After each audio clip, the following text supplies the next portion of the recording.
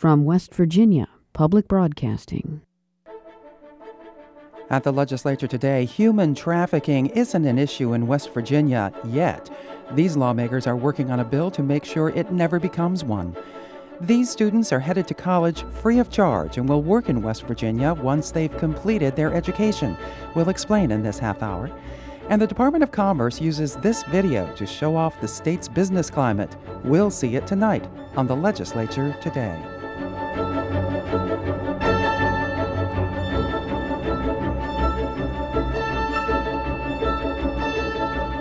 Good evening, I'm Beth Voorhees. The state Senate rejected its first piece of legislation today. Many observers were surprised when the so-called magistrate bill went down to defeat after passing in previous sessions. Bob Brunner explains. Has every member voted? Has every member voted? If so, the clerk will close the machine and ascertain the results. On this question, 15 yea, 19 no, less than a majority of those present having voted in the affirmative, I declare the bill rejected. There was no debate in the chamber as the measure was briefly explained and then put to its passage. Then came 19 no votes to 15 yeas, and a weakened version of the bill, which had previously passed easily, went down to a surprising defeat. The bill's sponsor says perhaps it's because this is an election year. It's still an important issue. I think we should expect a lot out of our magistrates. These are positions where people make decisions on whether or not to send somebody to prison. They make decisions on whether or not to impose monetary fines. They make decisions about issuing warrants to go in and search somebody's property. So it's a pretty demanding job, and it's something we would expect a lot from. And currently, the law says you only have to have a high school education to be qualified, and this bill would have taken effect in a couple of years, would have had no impact on the current election cycle where a lot of people are running for magistrates, but it would have said in the future we would hope you'd have at least a 2-year post-high school associate's degree or more. So this was just trying to move the bar a little bit, not a lot, trying to expect the competency level of our magistrates to fit the duties of the job. Several senators who supported the measure in past years changed their positions. Freshman Republican Senator David Noe of Wood County says he's seen too many good magistrates with limited education. I think it did go down in flames. You know, when you look, and I come from a law enforcement background, and I've worked with JPs, Justices of the Peace, and so many different people. And there were a lot of people out there with tremendous knowledge and experience that never had any, further education as far as going to college, associate's degree and stuff. And I think that's something before we do it, we really need to know, almost like an inventory of who's out there and what wealth of knowledge before we would actually prohibit them from running for that office. Several senators said they were contacted by magistrates from their counties who felt the legislature really didn't have any business deciding just how qualified they ought to be. This is the first bill to be rejected by the Senate this year. For West Virginia Public Broadcasting, I'm Bob Brunner in Charleston. The Senate's Economic Development Committee approved 2 bills today to promote further expansion in both the high-tech and tourism industries.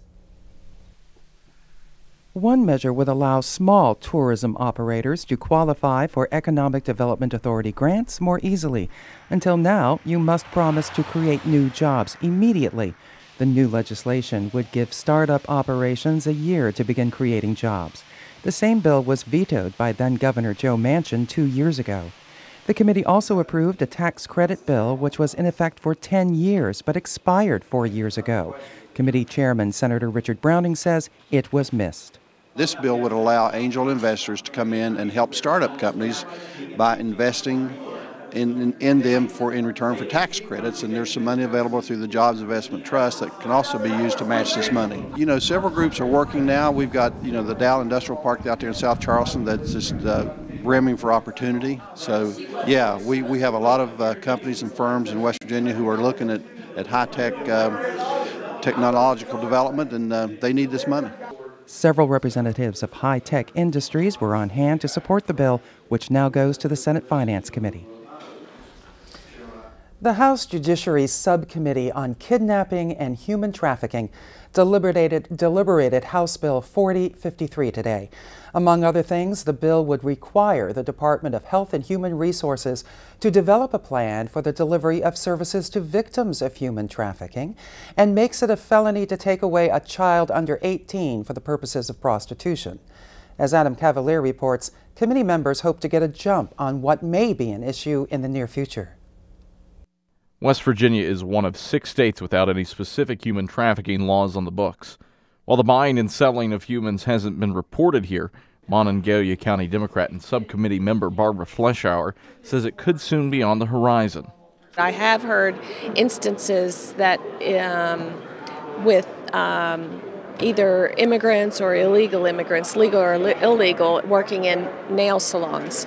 And I know there have been some investigations about that. So we want to deal with that potential problem in any kind of, and we think it might be more in some parts of the state than another one. Right now, trafficking falls under kidnapping in West Virginia's code. But lawmakers say the current law is convoluted. In fact, it consists of just one sentence with at least 49 commas.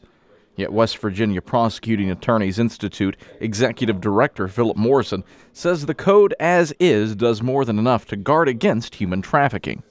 I'm not advocating against another statute on the issue of human trafficking that may catch things like destroying papers or identification papers or that kind of stuff. I'm simply saying that under normal circumstances, I could use this statute on human traffickers and get them convicted. Would they be convicted of kidnapping? Kanawha County Chief Public Defender George Castell says West Virginia's current statute is too broad and that forcing somebody to make a concession can mean a lot of things.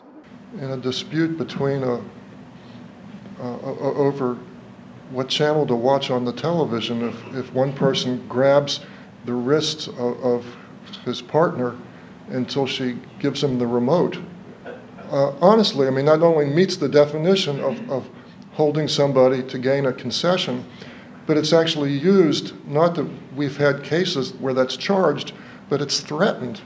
Subcommittee Chair Tim Manchin says he thinks the code should be clarified. While there are no reported cases, or at least these fellows didn't think there were any reported cases, I think that there is enough vagueness in that statute that a lot of law enforcement doesn't exactly know how to take on a human trafficking case if in fact it comes up, because that statute's so difficult to read. So I think we can give them a better tool, make it clear for enforcement officials what they can charge. Cabell County Delegate Kelly Sabonia says it's important West Virginia get in front of the curve before the issue really hits the state. We need to be preventative and not be reactionary. And since it has been passed by 44 other states, it's something that we should take a look at because it is such an issue across the world and it is in the United States. And I do feel that our penalties that are under the kidnapping statute doesn't address every situation and every aspect of human trafficking, with debt coercion, with destroying documents as it relates to immigration documents, and so I think that it wouldn't hurt to have those protections. We really ought to be taking the idea of human trafficking more seriously. The idea that we could have people that are living and working like slaves is pretty horrifying. And although that might be considered kidnapping, we want to make sure that it's clear that forced labor is not allowed in the state of West Virginia. Costello Morrison told lawmakers there are no official cases of human trafficking in West Virginia, but lawmakers worry that incidences could occur in the Eastern Panhandle. For West Virginia Public Broadcasting, I'm Adam Cavalier in Charleston. Students who will be the first in their families to go to college were presented awards at the Capitol today. Good afternoon. It is our pleasure to These students are among 800 in 26 counties enrolled in HISTA, the Health, Sciences, and Technology Academy. HISTA is basically a program designed for low-income students from rural areas in West Virginia. It's basically designed to give them an opportunity to go to college, basically free. They're trying to get more students involved in science, technology, engineering, and mathematics. The STEM is basically trying to enrich our youth. Students like Joshua, who enroll in the Education Incentive Program, must have a 2.5 grade point average, but must improve that grade over the course of high school. They cannot have behavior problems and must perform community service. HISTA is primarily for African American, low-income, and rural students who will be the first in their families to attend college. Private donations provide funding for the program along with a state appropriation from the legislature. HISTA kids come from West Virginia and they stay in West Virginia. We keep 92% of these kids and all their talent to work for us here in West Virginia, and they earn $26,000 more than their highest earning parent on average. So they are revitalizing the economy of West Virginia by giving back. Coming up, we'll see a video the Department of Commerce uses to promote West Virginia and speak with the Commerce Secretary. First, here's a look at some of the bills introduced in the Senate today.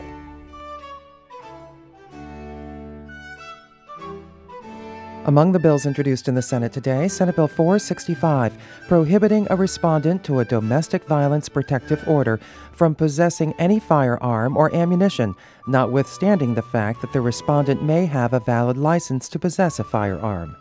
Senate Bill 466, to create a tax incentive program for the development of alternative technologies for management and disposal of coal slurry. And Senate Bill 469, Governor Tomlin's bill to address the liability of OPEB, other post-employment benefits. Among the bills up for passage in the Senate tomorrow, Senate Bill 367, to make it clear when an owner of real property may be subject to liability for physical injury or death to a trespasser. Senate Bill 382, to clarify that a sex offender must register with the state police in the county of his or her residence and keep the state police informed of any change to the required registration information. The sex offender registry is now computerized, so offenders no longer have to register in every county they visit, work, or attend school. And Senate Bill 385, to update and expand the definition of computer to include tablet personal computers and cell phones as it relates to criminal abuse and obscenity laws. The West Virginia Department of Commerce was established in its present form in 2005 by the legislature in a special session. Two of the department's many functions are to recruit businesses to the state and assist the businesses that are here. Joining us tonight is the Secretary of Commerce, Keith Burdett, a former president of the state Senate. Welcome. Glad you're here. Back again. Be here, Beth. So what do you do for those businesses that are already here? We're going to talk about recruiting businesses in a minute, but for those businesses that are already here and operating, what services do you provide for them? Well, there are a lot of different services. Interestingly, when I became secretary a year ago and I got asked by the legislature what those services included, I found myself with a lack of information. So one of the things we did this year was we developed an inventory of business resources. It's a fairly large volume. I apologize I didn't bring one. Mm-hmm. But it inventories everything from the tax code, tax credits, support services through the West Virginia Small Business Development Center, through the colleges and universities, through the tax department, through other agencies of state government, both local, regional, economic development groups. That inventory is now online. It is accessible online. You can go to the West Virginia Department of Commerce's website, through the state's website, and access all that information. You'll be surprised at how much there is. There is substantial support out there. There's obviously gaps we have that we need to fill over time, but we have a lot of tools. Mm-hmm. One tool you recently produced is a video that I'd like to show our audience. This is a little over 5 minutes that your department produced. Set this up for us. What video is this? What's it for? It was about messaging. How do we tell the folks across the country, businessmen and women that we're trying to recruit to West Virginia all the time, about West Virginia? In many instances, it's not they have a bad impression. They don't have any impression at all. Mm. So we went about we identified 8 business leaders in the state. Small business, big business, no particular region. And to tell you the truth, we just put a camera in front of them and said, let's talk about doing business in West Virginia, what that experience has been like for you. About of the 8, I think only 2 are natives. The other 6 are from out of immigrants to West Virginia, and I think you'll be impressed. West Virginia. Yeah. All right. This is Business at the Speed of Life. Let's take a look.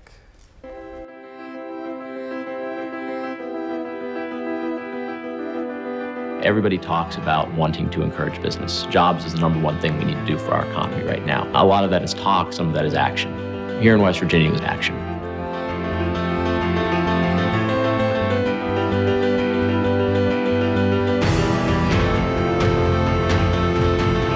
There's a tremendous pride in West Virginia, and that pride carries over into a very skilled workforce that's very passionate and very committed to the success of the business. The employers outside of West Virginia love West Virginia employees because they're loyal, they're hard workers. My people can go anywhere in the world and find employment.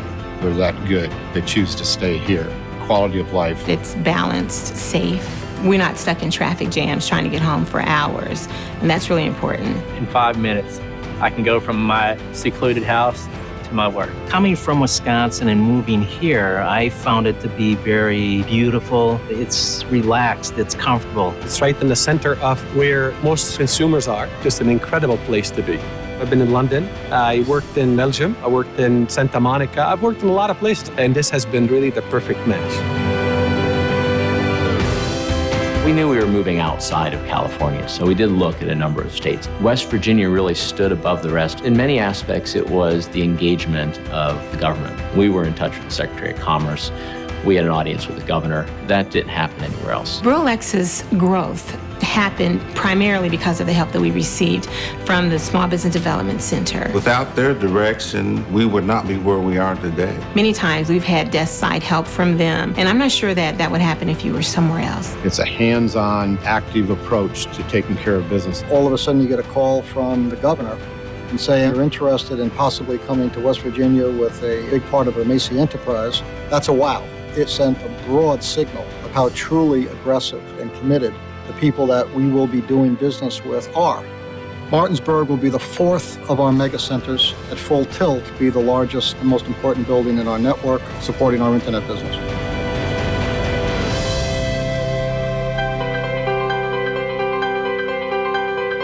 We have to take risks as entrepreneurs. The financial stability of the state made this a risk-free environment to go out and build an entrepreneurial business. The abundance of natural resources, being on the river is critical for transportation. And then just regionally, the low cost of electricity provides us a significant competitive advantage. In total, it's millions of dollars a year. We are a premier supplier of reclaimed, recycled hardwood flooring. For us, access to the East Coast markets is a lot of our business. West Virginia is we're like the hub. We ship a lot into New York City, Connecticut, Massachusetts, New England states. We're an innovative printer. We have National Geographic, Women's Day, a lot of major titles. In the course of a day, we print out millions of copies. We ship our magazines all across the United States. We got the rail spur going into the plant, makes business very easy for us. Turnover in a distribution center typically is about 25%. We have here less than 5%. Washington Works is the 2nd largest DuPont plant in the world. The people are the core of our business, and that translates into the success that we realize here at the site. We're predominantly electronic software and mechanical engineering. I have never had a problem recruiting high-end, talented engineers. People are smart all over the world, but what comes with intelligence comes the drive, the energy, the ability to be able to integrate. The workforce in the state of West Virginia, that is a secret weapon. Build tires, wheels, and suspension, and all the neat stuff that you put inside the car. We're an hour out of DC, even 4 hours of 40 million people up and down the eastern seaboard. We also have this amazing, thriving environment of entrepreneurs, business people, high technology businesses in a location that's right really in the metropolitan area of everything else.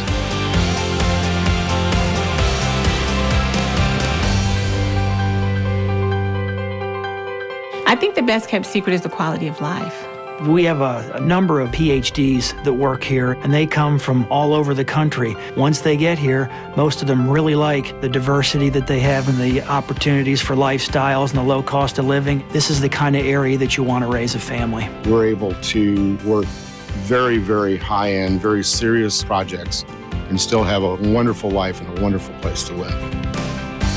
The outdoor life is just fantastic. From skiing to numerous golf courses to river and water activities. From the hiking, trails on the mountains. You can fish, you can bike. I don't believe many people know how beautiful this area is. Come to West Virginia and check it out.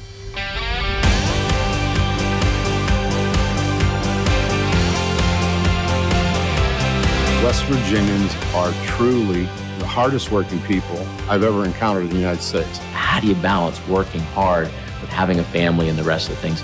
You need it to be easy, and it's easy here. I think people truly do look at West Virginia and think it's almost heaven. It strikes the right balance. Innovation here happens almost daily. And at the end of the day, it's the people. We're inspired to get up every morning and change other people's lives. Not bad. You show that to the people with the cracker plant? We have sent that to them as well. You know what? What better people to tell our story than the folks that are doing business here? Is it just a matter, a mindset of telling CEOs who watch this, it's the idea that they'll say, hey, yeah, West Virginia, he's there, I should be there, maybe I'll look. I mean, is it that simple? No, it's not quite that simple. But that's the business card. That's the introduction we make to ourselves, and the rest is there are a lot of details, but those details are also trending our way. We're now the 9th lowest cost place in the country to do business. Our workers' comp funds are in good shape. Our unemployment comp funds are in good shape. Those are numbers that are important to businesses that we give them every day. Charleston, it's very easy in Charleston to focus on the negative. Yes, it's just it's the nature of the climate. And we sell to our strengths at the Department of Commerce, and we think that film is a message about our strengths. We hear all the time that we're a bad business climate. We're a judicial hellhole. We don't have an appellate court. We're anti-business. We're not business friendly. And yet these folks like being here, want to be here, and they were truthful about this. This was not I repeat again, we use no script. Right. You would not think that listening to it. What can you tell us, though, about your visit to Houston and talking to the folks about this cracker bill? What can you tell us? I can't tell you much specifically about the visit. I can tell you this. There will be at least 2 crackers built in this region of the country. And I have great confidence that at least one of those will be built here, and maybe both. The shell process is different than the second company. Our biggest challenge now is really not related to the taxes or the credits or this instance. They're really mostly site-specific issues. One site versus the other, how it fits better into one company's plan versus the other.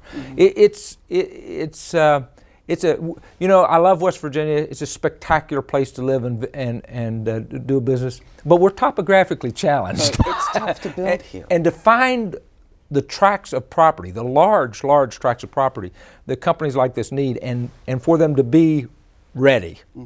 It's a little more challenging to build those crackers in the hills of West Virginia than it is on the flats of Texas. What other measures will the governor seek in order to? I think the governor kind of put the other day in a public conversation a placeholder and said there may be other issues to be addressed. I think what he's referring to are site-related issues.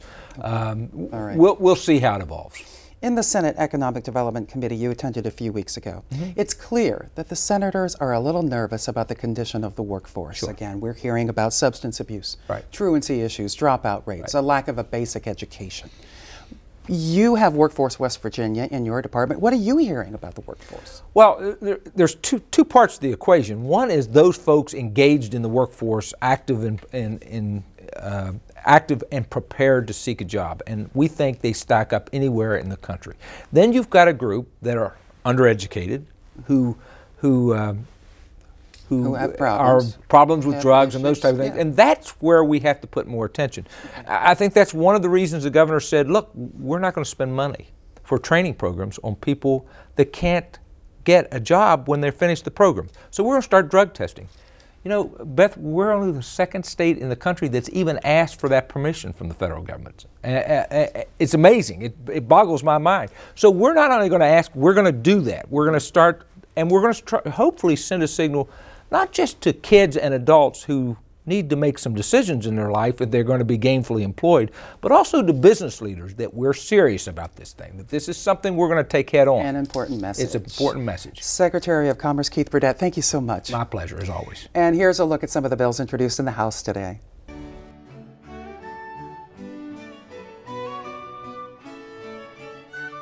Among the bills introduced in the House today, House Bill 4351, Governor Tomlin's bill to address mine safety. House Bill 4354, to create penalties for parents or guardians who sell or allow to be sold any medication prescribed to a child.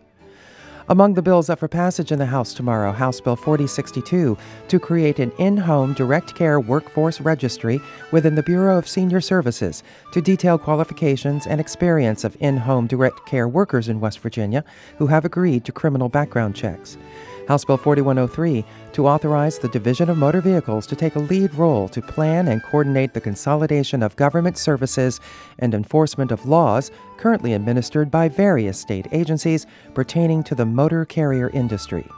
House Bill 4125 to delay until next year the time for each school to implement the school's crisis response plan.